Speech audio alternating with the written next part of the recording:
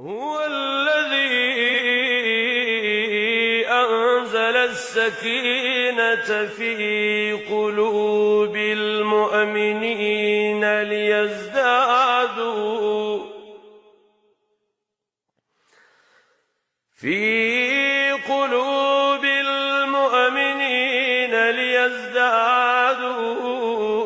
إيمانا مع إيمانهم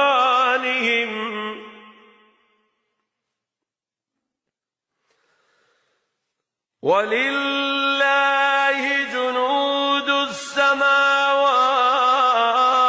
والأرض وكان الله عليما حكيما.